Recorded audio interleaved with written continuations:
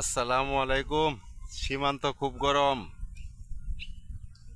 এই সীমান্ত যে পরিমাণ গরম এখন হইতেছে, এই ভারতের শুভেন্দু অধিকারী পাশ করার পরে মমতা ব্যানার্জি ছিল সময় এত সীমান্ত গরম ছিল না।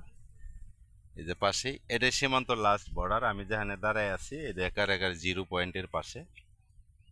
আর ওই যে বিএসএফ এর গড়।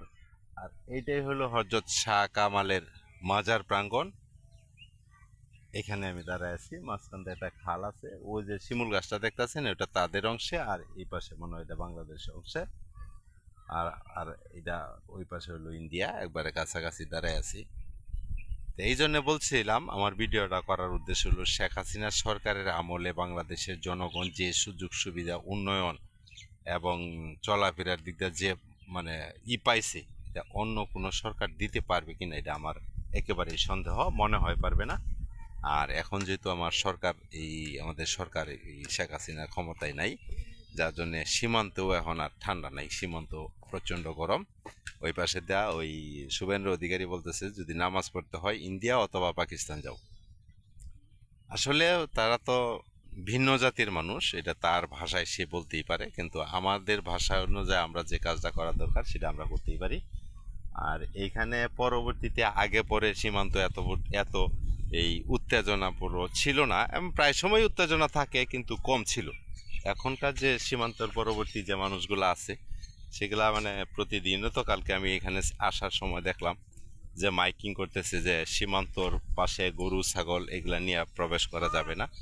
মাইকিং করতেছে, প্রতিনিয়ত মাইকিং করতেছে, এবং তারাও দাঁড়ায় আছে যে ওই পারে যাওয়া লাগে না। কিন্তু নাও যদি যাওয়া লাগে তারপরে ওই যে বাংলাদেশের গরুগুলো একবারে সীমান্তের পাশে দাঁড়ায় ওই যে ঘাস খাইতেছে। ওরা ওরা মানে ওই যে ইন্ডিয়া একবারে কাছাকাছি পাশাপাশি, ওই যে এই পাশে মাঝখানে একটা খাল, আর এই পাশে ওইটা মনে হয় তাদের ক্যাম্প, বিএসএফ এর এই যে ক্যাম্পটা, ক্যাম্পের পাশাপাশি আর কি এই ক্যাম্পগুলা। আর এই পাশে ঢুকতেছে।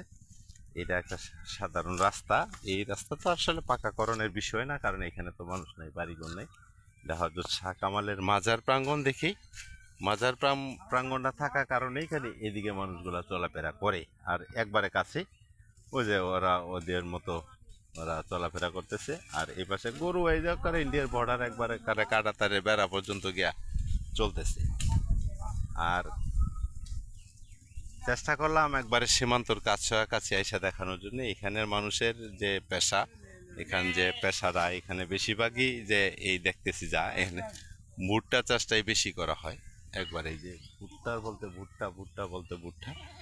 এই যে আমার বিয়ে আসছে, এই যে গাড়ি যাইতেছে, এই যে অটো যাইতেছে, এই যে মাইক্রো যাইতেছে, এই যে ওই যে যাইতেছে একবারে। আর এই যে তাদেরও নিত্যদিনের যে কাজ, গরু ছাগল নিয়ে এই যে চরণ চলে আসা, আর সন্ধ্যাবেলা যাওয়া, সকালে আসবে মনে হয় সন্ধ্যাবেলা যাবে, যে তাদের নিত্যদিনের কাজ। একবারে ওই যে বর্ডারের কাছাকাছি যে গরুগুলা দেখতেছেন এইগুলা একবারে পাশে গেছে, একবারে মানে ওই যে ওটাও তো একেবারে ইন্ডিয়া থেকে ঢুকলো কাটাতারের ওই পাশে একেবারে কাছে গেছে গা। হ্যাঁ, ওই ওই ওই যে গরুটা ওইটা এই দেশের না, ওইটা ওই জায়গা ঢুকে গেছে একবারে কাছে কাছে। এই পাশে আসিন, এই পাশে থাকে। আর কালকে যেহেতু মাইকিং করছে ইন্ডিয়ার পরবর্তী সীমান্ত এলাকায় জনসাধারণ, হ্যাঁ এই যে যে ইন্ডিয়ার সীমান্তবর্তী এলাকায় গরু ছাগল যা আছে তা নিয়ে প্রবেশ একবারে নিষেধ।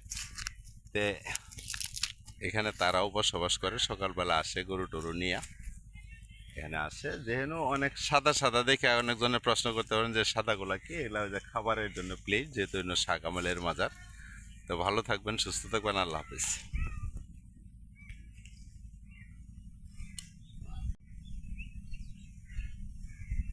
সব সময় তো এরকম দেখা যায় না, কাছেতে হয় না।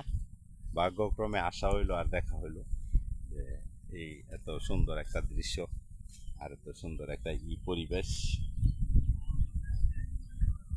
ওই পাশে ওই ওই ওই পাশের ওই পাশের গ্রামটা যে আছে ইন্ডিয়া দাদা, ওই পাশে যে ইন্ডিয়া গ্রামটা আছে এটার নাম মহেন, হ্যাঁ মহেন্দ্রগঞ্জ। আর এটা তো বাংলাদেশি। যে ওই একবারে আমরাও দাঁড়ায় আছি পাশাপাশি। আজকে তো বেশি একটা লোক দেখা যাইতেছে না, ওই পাশে গাড়ি ঘোড়া যাইতেছে। যাই হোক, এরকম ওই যে আমার আমারে যারা নিয়ে আসছেন, আমার বিয়াই, ওই যে ছোট বিয়াই বড় বিয়াই, তারাও বসে রয়েছে। এখানে আসার সৌভাগ্য আমার হয়েছে, যে তো হজরত শাহ কামালের মাজার প্রাঙ্গণ আমি কাছ থেকে দেখতে পারলাম। এটা আমার ভাগ্যক্রমে হয়েছে। আল্লাহ তালা হয়তো কোনো না কোনো উসিলা এখানে নিয়ে আসছে, দেখলাম। দোয়া করবেন আমার জন্য, আমি আপনাদের জন্য দোয়া করি। সীমান্ত পরবর্তী যে গ্যাঞ্জাম বা সীমান্ত পরবর্তী যে উত্তেজনা কিছুদিন আগে বিরাজ করছিল, এখনো সীমান্ত পরবর্তীতে খুব গরম চলতেছে। এরকম যাতে না হয়, ওই দেশের মানুষ ওই দেশে বসবাস করবে, ওদের স্বাধীন দেশ আমাদের স্বাধীন দেশ। আমরা যেন আমাদের দেশে সীমান্ত পরবর্তী যে যাদের বাড়িঘর আছে, তারা যেন তাদের তাদের যেন তাদের স্বাধীন মতো তাদের এলাকায় চলতে পারে, ওরা যেন ওদের স্বাধীন মতো তাদের এলাকায় চলতে পারে। সীমান্ত উত্তেজনার যেন না হয়।